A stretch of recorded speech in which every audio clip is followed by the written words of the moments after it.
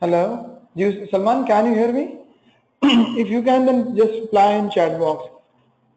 हमने अपना जो लेक्चर स्टार्ट किया था that was about equi marginal utility, और अगर आपको याद हो थोड़ा सा तो हमने उसमें एक प्लान किया था कि law of equi marginal utility में हम क्या चाहते हैं कि we have suppose some specific income of rupees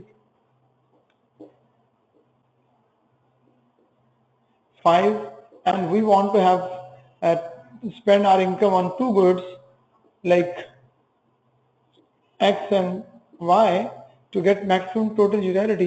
तो हमने एक टेबल ड्रॉ किया था और उस टेबल के बाद हमने उसको जस्टिफाई किया था कि we have only that combination where the marginal utility of x is equal to marginal utility of y। जी, कंज्यूमर इक्विलिब्रियम के लिए there was the only condition that where mu of x is equal to mu of y. That was our ideal equilibrium, right? And that was our ideal combination.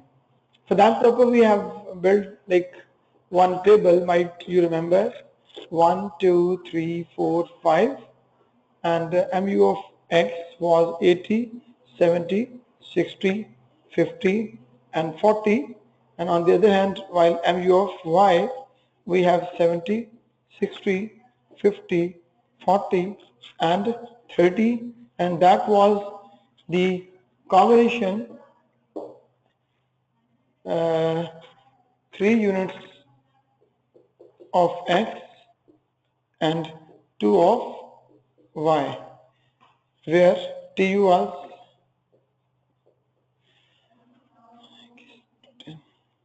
270 and 340, I guess 340. If I'm right, that was 340.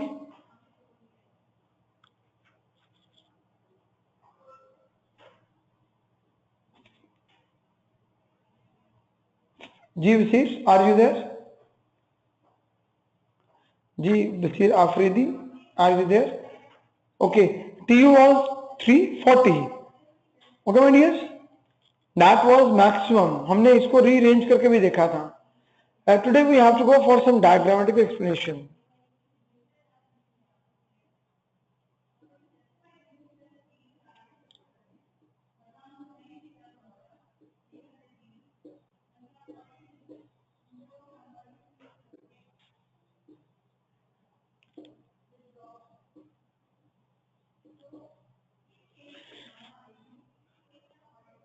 Suppose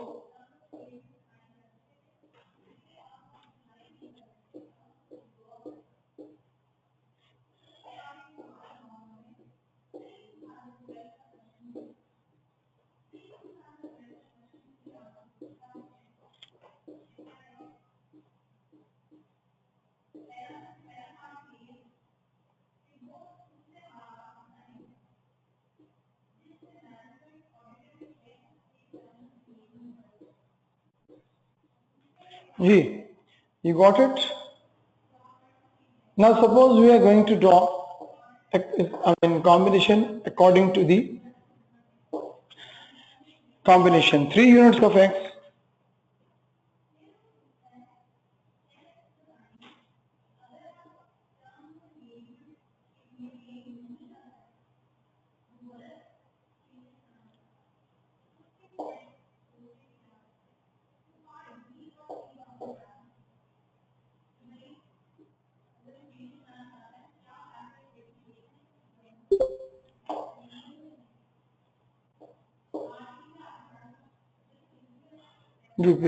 अगर हम इसको combination को you explain करें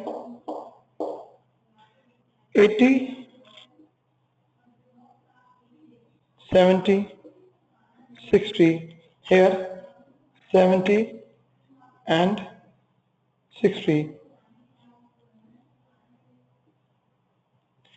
right? This is you getting my point?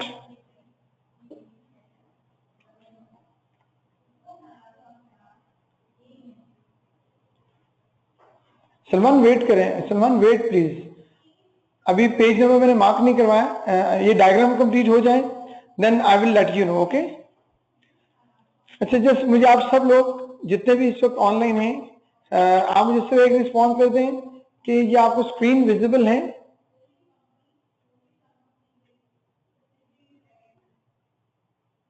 Okay, thank you.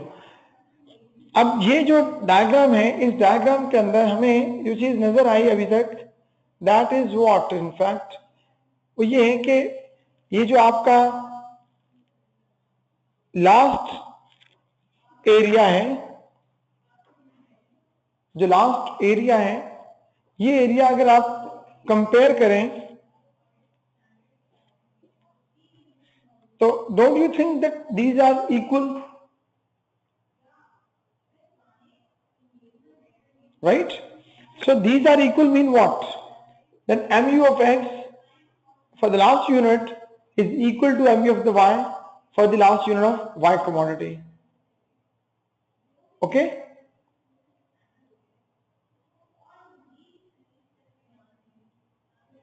Previous भी equal नहीं है means नहीं, previous नहीं बेटे equal करने होते हैं, हमने last one equal करना होता है। In both commodities हमें सिर्फ क्या करना है, the last one, like first, second, third, first and second, तो हमें last unit for both commodities equal करनी है, mu of x, mu of y for both commodities, right? Now please tell me, ये तो वो कॉम्बिनेशन है, यहां देखें स्क्रीन पे, when you are spending your money in a way the 3 units of x and 2 units of y, 3 units of x and 2 units of y, and the last one is equal to the last one. ये तो है आपके equi marginal utility. लेकिन अब हमने prove करना है कि अगर वो ये इक्वालिटी इक्वी मार्जिनल को के रूल को वायलेट करे तो क्या होगा फिर। इक्वी मार्जिनल के रूल को अगर वो वायलेट करें then what would be the wrong. मैंने उस दिन भी आप लोगों से रिक्वेस्ट किया था सारे लोगों से कि काइंडली आप अपने चैट बॉक्स में जिस ओके, यस, नो, इस तरह की जो टर्म्स हैं ये आप प्लीज टाइप करते रहा करो, एक लाइव लेक्चर बन जाता है मेरा आप लोगों के साथ।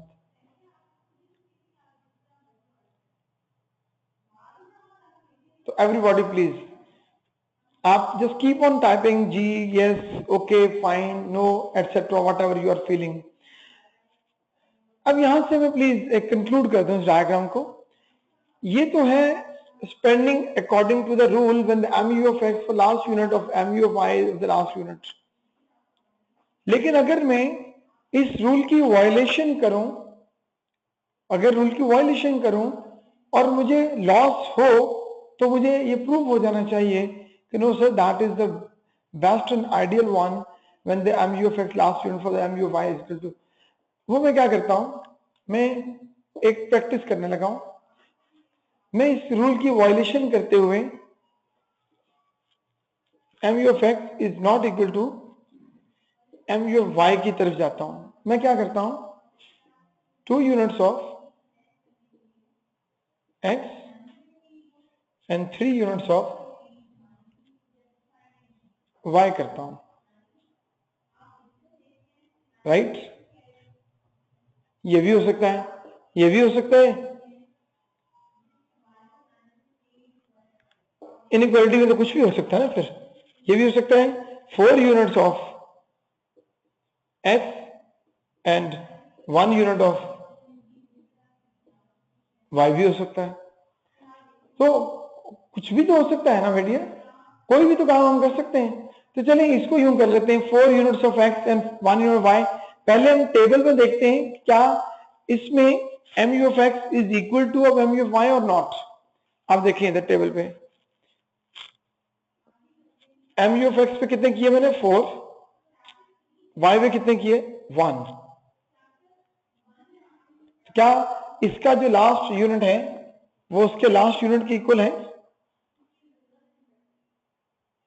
Answer is no, answer is no. That means कि ये रूल की वायलेशन है, बेसिक रूल की वायलेशन है, तो कंज्यूमर को कोई ना कोई लॉस भी होना चाहिए। हम देख लेते हैं इसको। अगर मैं 4 यूनिट्स ऑफ वाई करूं, एक्स करूं सॉरी, तो ये ऐड होगा,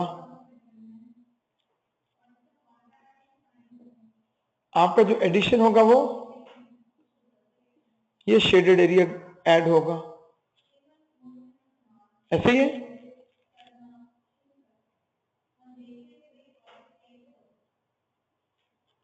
क्यों डियर्स,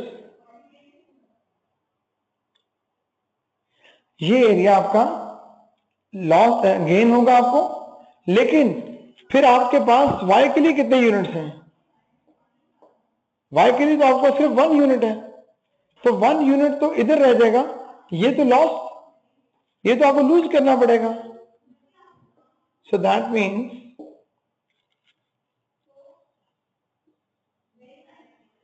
ये आपको लूज करना पड़ा। अब हम इसको लिखते हैं कि if consumer is going to change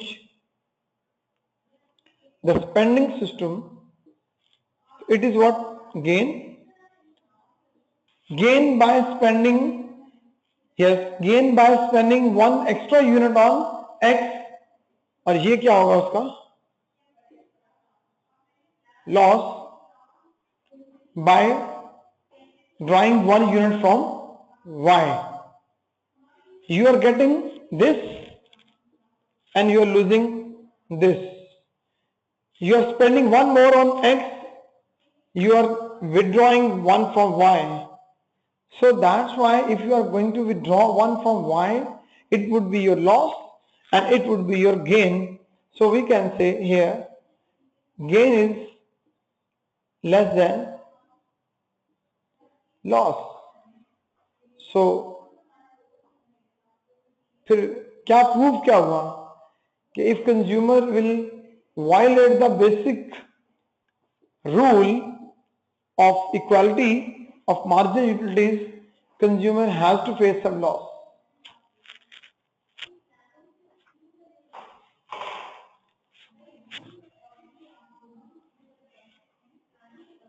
Yes, exactly.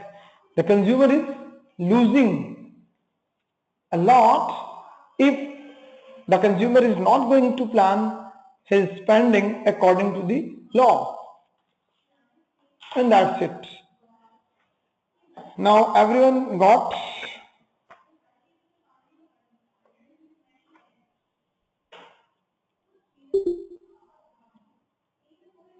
Ji Salman, I didn't get your response. Salman, you there?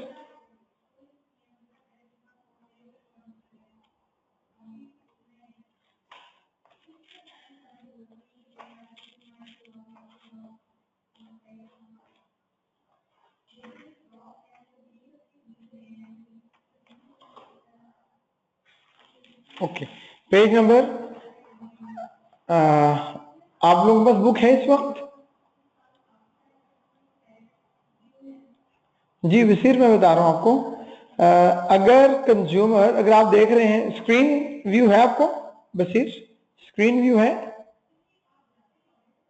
Okay, आप स्क्रीन व्यू बेटे देखो, जो ग्रीन शेडेड एरिया, जो ग्रीन शेडेड एरिया है, ये क्या हुआ?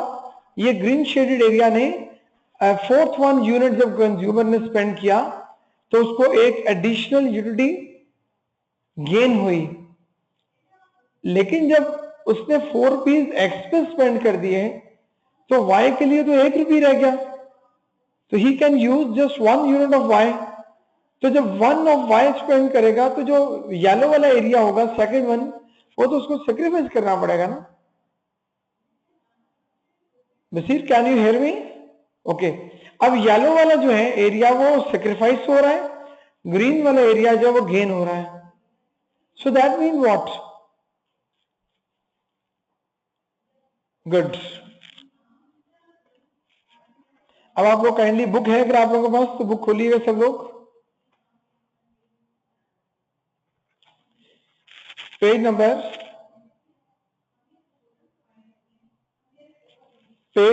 85,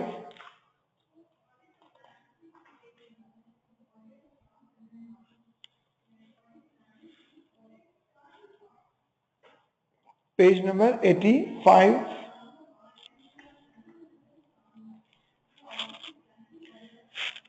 अब जब टिक करते जाएं सब लोग, टॉप पे लिखी हुई डेफिनेशन ऑफ यूटिलिटी बॉक्स के अंदर, राइट। बॉटम पे लिखा हुआ कार्डिनल मेजरमेंट, ये मैंने टिक किया। आपको याद होगा मैंने बताया था cardinal mean what, consumer can measure utility in numbers. उसके बाद प्रॉब्लम्स मेजरिंग यूटिलिटी। आपको आइडिया कार्डिनल मेजरमेंट तो पॉसिबल नहीं है ना, नंबर्स में यूटिलिटी तो मेजर नहीं हो सकती। नीचे उसने लिखा हुआ है कार्डिनल ऑर्डिनल, ये छोड़ दें आप लोग फिलहाल। पेज नंबर 88 पे आए सब बेटे, आप लोग पेज नंबर 89 पे हैं सब।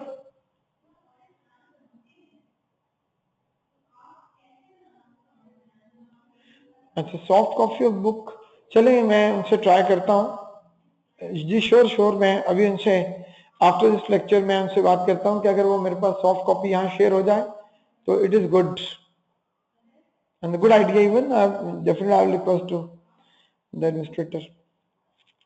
Page number 88, पेज नंबर 88 पे law of diminishing marginal utility की डेफिनेशन लिखी हुई बॉक्स में। Sure, if you have the soft copy of ICAP book, so please you can mail me. My email ID is,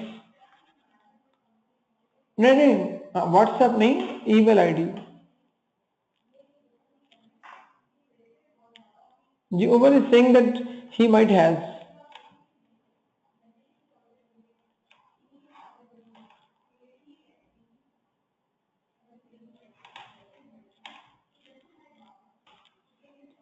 Yes, my email ID is ijaz_eco@hotmail.com। Ji ID is ijaz_economics@hotmail.com। जी उमर बता रहे हैं कि उनके पास है, he will mail me definitely.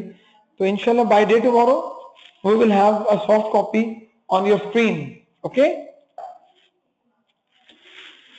Page 88 पे law of diminishing marginal utility, इसको tick करें। Then 89,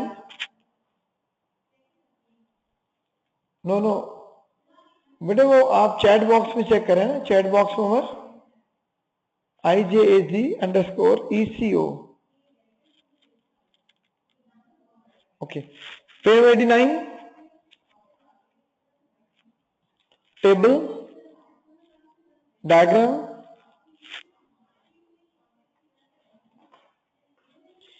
page number 90 exception. Important है इसकी एक्सेप्शन इंपॉर्टेंट है कि DMU जो था हमने पढ़ा था स्टार्ट में, law of diminishing marginality, that is not applicable for collectibles, hobbies and rare items. Collectibles या हॉबीज या रेयर आइटम्स एक ऐसी चीजें होती हैं ये जितनी ज्यादा होती चली जाए आपका जो लेवल ऑफ सेटिस्फेक्शन होता है वो बढ़ता जाता है। Okay, page number 91, page number 91 assumption of, नहीं ये अभी तो नहीं पढ़ा, ये इन्होंने गलत की, तरतीब थोड़ी सी इनकी डिफरेंट है, वो जरा वापस जाते हैं हम लोग। इसके बाद आप लोग पेज नंबर आएंगे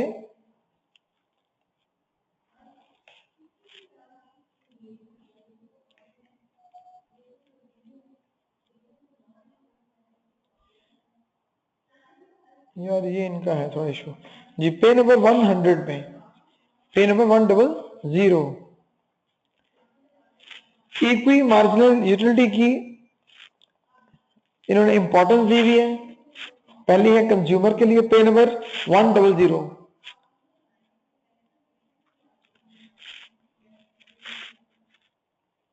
पेज 101 पे assumptions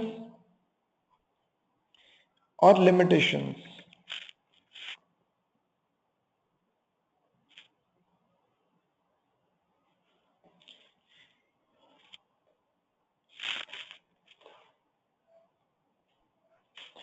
ji, you got it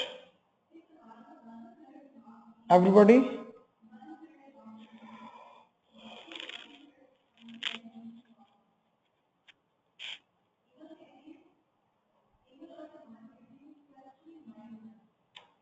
आपका तो मुझे रिप्लाई आ गया। हाँ जी, बाकी जो लोग हैं उनका शायद वो टाइम लैग है, ये थोड़ा सा दे आर गेटिंग माई, जी सबका रिप्लाई आ जाता है लेकिन थोड़ा लेट है आई गेस। मेरे और आपकी जो कन्वर्सेशन है इसमें भी कोई टेक्निकली कोई टाइम लैग होता है आई गेस।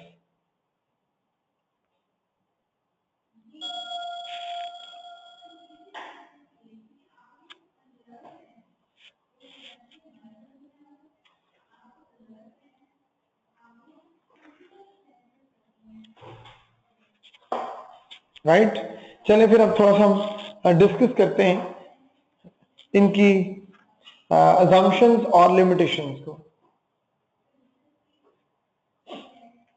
पेज नंबर 101 पे assumptions है। Number 1, the consumer behaves rationally and seeks to maximize his total satisfaction। Equi marginal utility में कंज्यूमर का जो बिहेवियर है that is rational, means he want to get maximum satisfaction, because आप कभी अपनी income waste नहीं करना चाहते हो, तो you have your limited income but you want to get maximum total satisfaction. So it is need of the hour कि आप अपनी इनकम को इस तरह से प्लान करें कि आपका जो टोटल सेटिस्फेक्शन हो that would be maximum. Second, utility is measurable in cardinal terms। Okay, मैं कल से इसको फिर चेक करूंगा, अभी टाइम इसमें वेस्ट होगा। सलमान जी थोड़ा सा कल से इसको इंशाल्लाह बुक हम यहाँ पे ओपन कर लिया करेंगे, otherwise will take time right now. मैं चाह रहा हूँ कि आपके पास बुक्स हैं इस वक्त, हम इन पॉइंट्स को वन बाय वन डिस्कस कर लेते हैं। वो assumption में कह रहा है utility is measurable in cardinal terms। आप देखोगे यहाँ पे तो यू कैन सी कि हमने मार्जिनलिटी 80, 70, 60, 50, 40 ये सारी कार्डिनल मेजरमेंट है। तो ये ज्यूम किया जाता है कि कार्डिनल मेजरमेंट हो रही है, अदरवाइज ये प्लस माइनस ही नहीं हो सकता। फिर the consumer has a given scale of preference for the goods in consideration. Scale of preference का मतलब ये होता है कि उसको आइडिया है उसके सामने जो गुड्स हैं, कितनी गुड्स हैं, उनकी क्या यूटिलिटीज हैं, यानी कि उनको उसको अपनी गुड्स और अवेलेबल यूटिलिटीज का बहुत अच्छी तरह आइडिया है। And the consumer has perfect knowledge of utility drive from goods. उसको एग्जैक्ट पता है कि किस किस यूनिट से कितनी कितनी यूटिलिटी ड्राइव हो रही है।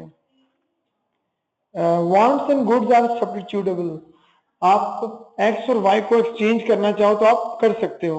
ऐसा ना हो कि आप कहेंगे सर ये एक्स और वाई तो आपस में एक्सचेंजेबल नहीं है, इनकी स्वैपिंग पॉसिबल नहीं है। फॉर एग्जाम्पल आप मुझे बताएं urea fertiliser right and bread, क्या ये एक्सचेंजेबल है, क्या ये सब्स्टिट्यूटेबल है? यूरिया फर्टिलाइजर यानी कि और ब्रेड, आपको यूरिया ऑफर कर दूं या ब्रेड ऑफर कर दूं एक ही बात है। Answer is no, answer is no.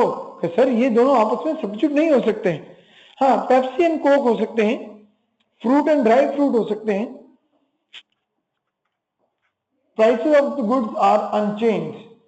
यहां जो गुड्स हैं एक्स एंड वाई, उनकी प्राइसेस जो भी बैकग्राउंड पे गिवन है वो चेंज नहीं हो रही।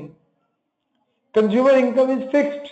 हमने जो इनकम सपोज की थी ₹5, दैट इज फिक्स्ड, उसमें वेरिएशन ना है। अदरवाइज ये कॉम्बिनेशन जो आप बनाते हो, ये कॉम्बिनेशन ही सारे के सारे चेंज हो जाएंगे फिर। Okay, and the marginal utility of money is constant. Marginal utility of money is constant, यानी कि आपके लिए फर्स्ट रुपी की और फिफ्थ रुपी की जो यूटिलिटी है एज ए मनी, वो उसमें कोई चेंज नहीं। ये ना कहें कि सर जो फर्स्ट रुपी स्पेंड किया था उसकी यूटिलिटी मेरे लिए कम थी, जो फिफ्थ यूनिट यूज किया इसकी यूटिलिटी मेरे लिए ज्यादा थी।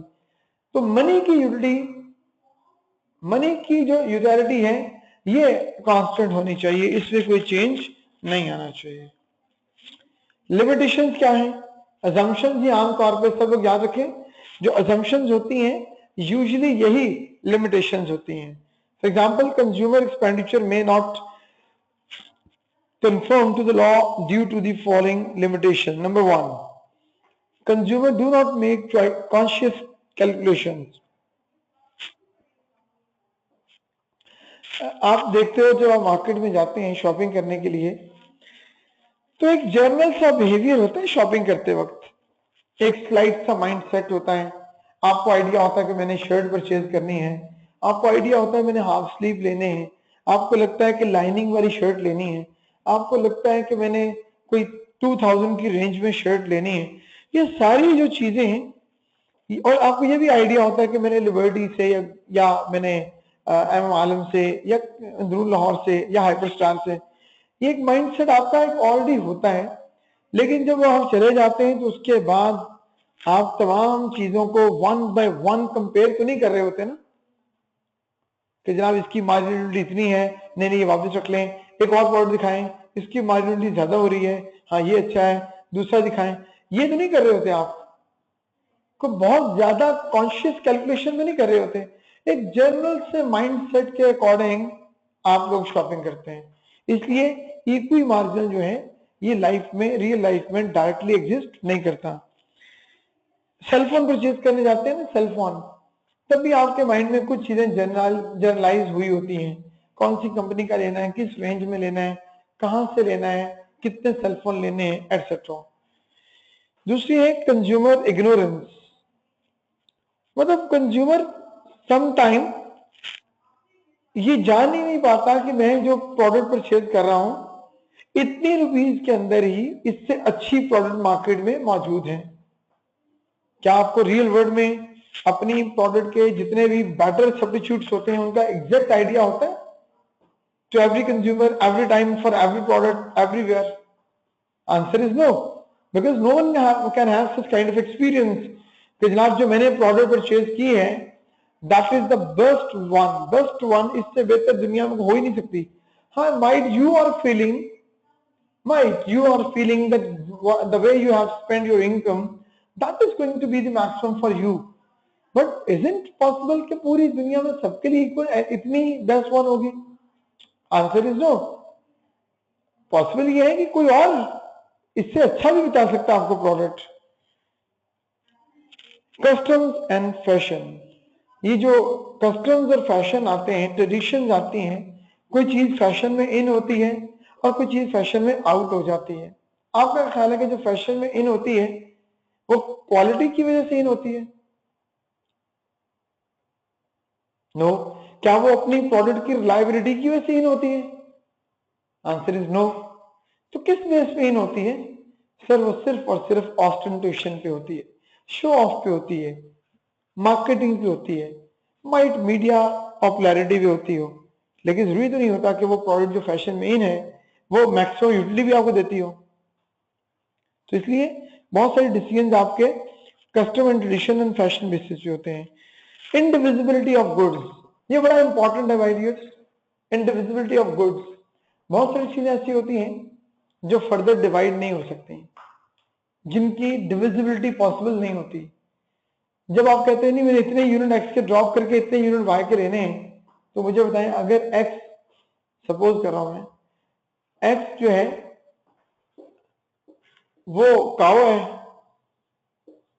और जो वाई है वो एग्स है। अब आप कुछ एग्स गेन करने के लिए कुछ काउ आपको सेक्रीफाइस करना पड़ेगी, तो काउ तो नहीं कुछ हो सकती। मैं आपसे कहता हूं यार 6 एग्स मुझसे आप ले लें और थोड़ी सी काउ मुझे दे दें, ये पॉसिबल नहीं है। या मैं आपसे कहूं यार मैं आपसे थोड़े से मुझे एग्स दे दें, मैं आपको थोड़ी सी काउ दे देता हूं, ये भी पॉसिबल नहीं है। क्यों? काउ जो है वो इंडिविजिबल है। बहुत सी चीजें ऐसी होती हैं जो इंडिविजिबल होती है। फॉर एग्जाम्पल, आप अपने लैपटॉप को यूएसबी वाले के साथ स्वैप करना चाहते हैं कि यार मुझे एक यूएसबी दे दो, मैं आपको थोड़ा सा लैपटॉप दे देता हूं, तो बेटा वो तो आपको एक यूएसबी दे देगा, लेकिन आप उसको एक लैपटॉप, थोड़ा सा लैपटॉप नहीं दे सकते। सो बहुत सारी चीजें ऐसी होती हैं जो डिविजिबल नहीं होती, उनके केसेस के अंदर भी आपको प्रॉब्लम आता है।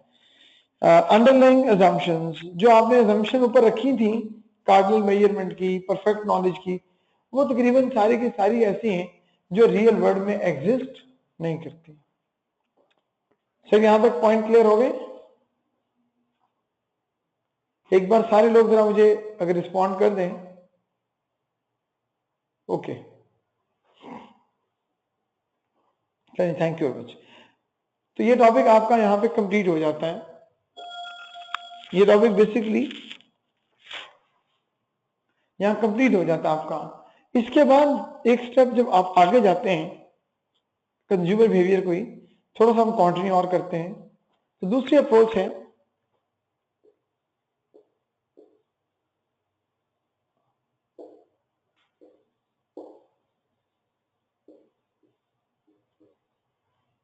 ऑर्डरल अप्रोच और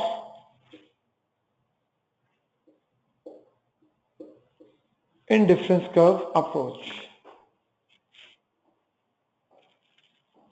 ये जरा एक नया टॉपिक है, इसको आज हम कंटिन्यू करते हैं और कल इंशाल्लाह ताला वाइंड अप होगा।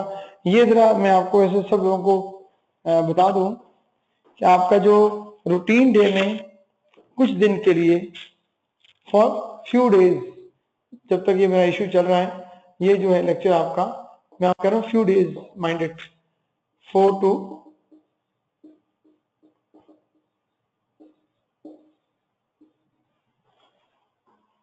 राइट।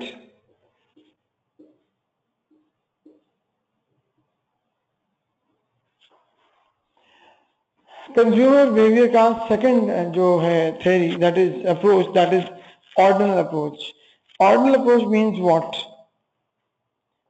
सर कार्डिनल में आपने कहा कि utility is measurable quantitatively in numbers, लेकिन हमने उसके ऊपर क्रिटिसिज्म किया और हमने उसके ऊपर एक ऑब्जेक्शन लगाया कि no sir, this is not possible. Utility कभी भी कार्डिनली या क्वांटिटेटिवली मेजरेबल नहीं होती। तो उसके लिए भी आप क्या करते हैं? Then you have to move with order approach. It is only measurable quantitatively, neither quantitative. Qualitatively measure हो सकती है, क्वांटिटेटिवली मेजरेबल नहीं है। अब इसके लिए उन्होंने जो अप्रोच निकाली that is known as IC, indifference curve. लेकिन थोड़ा सा इसको एक्सप्लेन करते हैं कि what does mean by the I mean ordinal measurement and ordinal comparison. Sir ये सबको आइडिया होना चाहिए इस बात का कि सम टाइम कुछ चीजें आपके लिए ज्यादा इंपॉर्टेंट होती हैं और कुछ चीजें आपके लिए कम इंपॉर्टेंट होती हैं। Suppose apples and oranges, might मेरे केस में I like oranges more than apples, might I like apples more, oranges more than apples, right? अब oranges, for example, one orange is equal to 2 apples. मेरे लिए one orange की जो utility है वो 2 apples के इक्वल है, राइट? अब अगर one orange is equal to 2 apples, तो मेरे लिए ये जो यूटिलिटी है ये कंपेरेबल है। अगर मैं कहूँ sir 1 orange is equal to 1 apple, तो मैं कहूँ sorry, I don't like it, I don't like it, because मेरे लिए जो ऑरेंज है उसकी utility is much more than apple, because I like orange is more than apple, so you have to add one more. So if you add one more, that means yes, okay, fine. 2 apple can be substituted with the 1 orange. So you can say 1 orange carrying utility of 2 apples. अब third अगर मैं आपसे कहूंगा 1 orange against 3 Apple, तो मैं कहूँ no sir, now it is greater than 1 orange, क्योंकि 1 orange no doubt मुझे पसंद तो है, but my 1 orange utility is equal to the utility of 2 apples, but if you add 1 more apple, ये जो यूटिलिटी होगी that would exceed over the 1 orange utility. So that means आपने compare कर लिया ऑरेंज और एप्पल्स के अंदर मौजूद यूटिलिटी को। तो ये मेजरेबल तो कंपेरेबल तो हैं, लेकिन क्वांटिटेटिवली यूटिलिटी को मेजरेबल नहीं कहा जा सकता। अब यूटिलिटी जो है वो क्वांटिटेटिवली अगर मेजरेबल नहीं है तो इसको ऑर्डिनली कंपेयर तो किया जा रहा है, तो इस अप्रोच को हम कहते हैं ordinal approach. This is known as ordinal behaviour. Ordinal behaviour में जो सबसे इंपॉर्टेंट चीज आती है वो है marginal rate of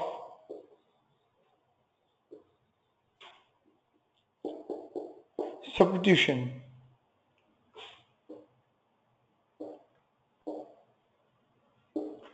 in words को हाईलाइट करें, marginal MRS, marginal rate of substitution, MRS between x and y। वो कहता है delta y over delta x, delta y over delta x, rate of exchange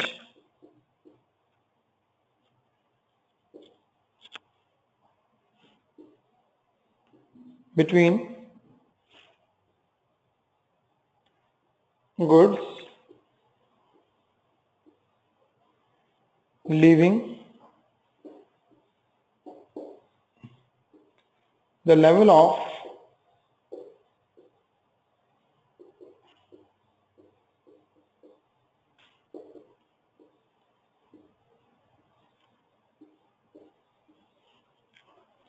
leaving the level of satisfaction unchanged।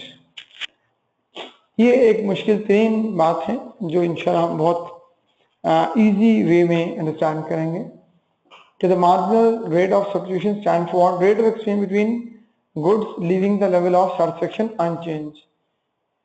Means कि अगर आपके पास Apple and oranges का एक combination है, और जैसा कि मैं भी जिक्र कर रहा था कि 2 apple are equal to 1 orange, right, for example, तो 2 apple are equal to 1 orange, तो अगर 2 एप्पल आप गिव अप करके 1 ऑरेंज रिसीव करते हैं तो आपका जो रेट MRS होगा वो बनेगा 2:1।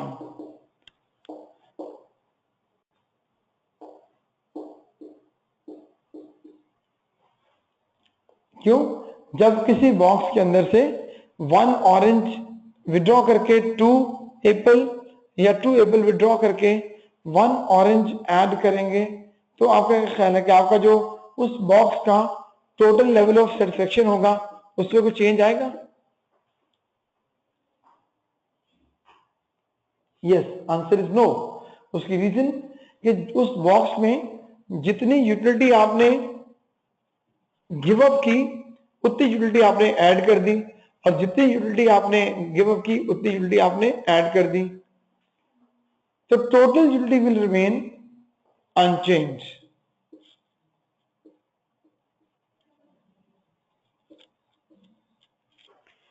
इसका मतलब ये हुआ कि 2 गुड्स को आप एक्सचेंज तो कर रहे हो, लेकिन उनका जो लेवल ऑफ सेटिस्फेक्शन है वो चेंज नहीं हो रहा टोटल। तो इसको क्या बोलते हैं हम लोग? That is known as what? MRS। Yes, you can say even slope. Yes, you can say even slope. So that is in fact what? Level of MRS, margin rate of substitution. Right?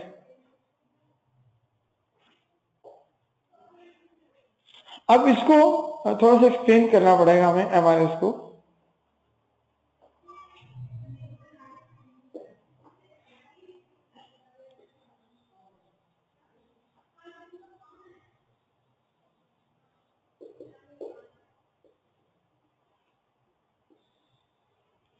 For example, combinations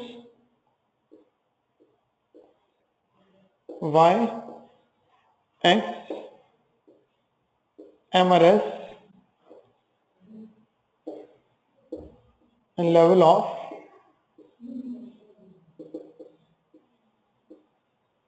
satisfaction. For example, आपके पास combination है A, B, C and D. यार यहाँ जरा kindly 5-1 minute चाहिए होंगे, बड़े important हैं, बड़े इंपॉर्टेंट हैं. आपके पास एक प्रोडक्ट है, एक कॉम्बिनेशन है A जिसमें 10 यूनिट्स ऑफ Y है और 1 यूनिट ऑफ X है और इसका level of satisfaction for example M है. ये जरा 5 to 10 मिनट्स हैं, बड़े इंपॉर्टेंट हैं और टेक्निकल मोस्ट आई गेस. अगर आपका एक कॉम्बिनेशन है A, उसमें X का 1 यूनिट है, Y के 10 यूनिट्स हैं और that A combination is yielding level of surface that is equal to M. अब मैं सपोज करता हूं कि I want to get one more of X, but I don't want to change the level of satisfaction. तो एक unit add करने के लिए मुझे कुछ सेक्रीफाइस करना पड़ेगा ना. अब मैंने सपोज करना है, सिर्फ सपोज कि मैंने एक ऐड करने के लिए 4 सेक्रीफाइस किए हैं. For example 1 of X is equal to 4 of Y. तो मुझे बताएं यहां तो 2 हो जाएंगे, यहां कितने रह जाएंगे Y में? 6. इट मीन्स एक और नया कॉम्बिनेशन बना 6-2 का, बट उसका जो लेवल ऑफ सेटिस्फेक्शन है वो M ही है. मैं कहता हूं यार I want to have one more of X. कितने हो जाएंगे वो? 3. But I don't want to change my level of satisfaction. अब यहां पे वो पॉइंट था जो मैं कह रहा था टेक्निकल है, जो आप लोगों को अंडरस्टैंड करना जरूरी है. जो X है, I want to add one more of X. I want to get one more of X.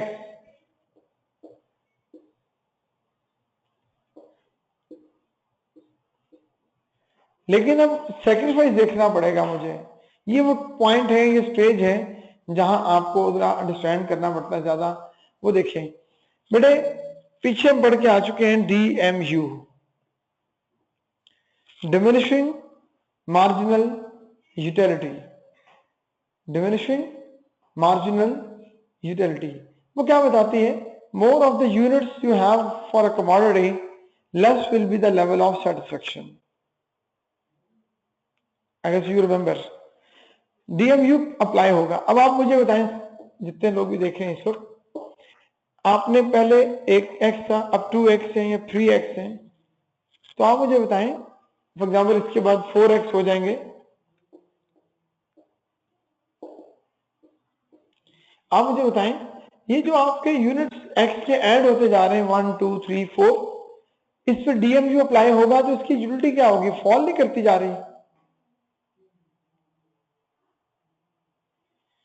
X के यूनिट्स अगर आपके पास ज्यादा होते जाएंगे तो DMU अप्लाई नहीं होगा इसके ऊपर. यस, X के विद रिस्पेक्ट टू X आपका जो लेवल ऑफ सेटिस्फेक्शन है फॉल करता जाएगा. तो बेटे जिस चीज का लेवल ऑफ सेटिस्फेक्शन फॉल करता जाएगा उसके लिए आप सेक्रीफाइस कम करोगे या ज्यादा करोगे? मैं रिपीट करता हूं क्वेश्चन. एग्जैक्टली जिस चीज की यूटिलिटी कम होगी उसके लिए सेक्रीफाइस ज्यादा होगा या कम होगा?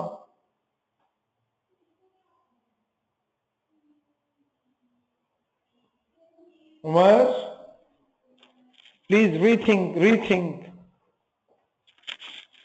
जिस प्रोडक्ट की यूटिलिटी कम होगी उसके लिए आप पेमेंट ज्यादा करोगे या कम करोगे?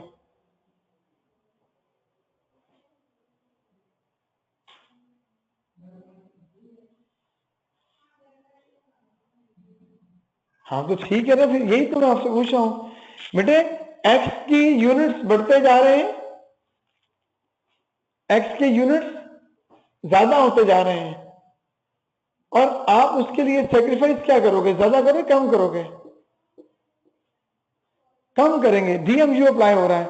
इट मींस कि पहले आपने 4 सेक्रीफाइस किए, अब आप 3 सेक्रीफाइस करोगे, फिर 2 सेक्रीफाइस करोगे, यानी कि एक एक ऐड होता जाएगा। उसके लिए सेक्रीफाइस पहले 4 था, फिर 3 होगा, फिर 2 होगा। तो यहां पहले 4 सेक्रीफाइस किए तो 6 रह गए, 3 सेक्रीफाइस करेंगे तो 3 रह जाएंगे, 2 सेक्रीफाइस करेंगे तो 1 रह जाएगा। ठीक है बेटा, समझ आ रही सब लोग क्यों वाली? राइट। इट मीन्स जितने यूनिट्स ऐड होते जाएंगे उतने यूटिलिटी फॉल करती जाएगी, उसके लिए आपका सेक्रीफाइस भी कम होता जाएगा। ये पॉइंट समझ आ गया सब लोगों को? राइट। बस इसी पॉइंट्स को आपने भी माइंड में रखना है। इस पॉइंट से इंशाल्लाह ताला कल हम 4 बजे स्टार्ट करेंगे, और यही वो पॉइंट है जहां से इन डिफरेंस कर्व जो है वो इनफैक्ट जिस पॉइंट से उसकी बर्थ होती है, यानी कि यही वो एक ऐसी स्टेज है जहां से आईसी बेसिकली स्टार्ट होता है। तो कल से इंशाल्लाह ऑनलाइन हम बुक भी अपने सामने रखेंगे, और साथ साथ ये, और कल मैं आपको एक टेस्ट भी अनाउंस कर दूंगा। कल इंशाल्लाह ताला एक टेस्ट भी अनाउंस कर दूंगा आप लोगों को, और उसके लिए 2 डेज के बाद वो टेस्ट लॉन्च कर देंगे इंशाल्लाह। ओके जी, टेक केयर, अल्लाह।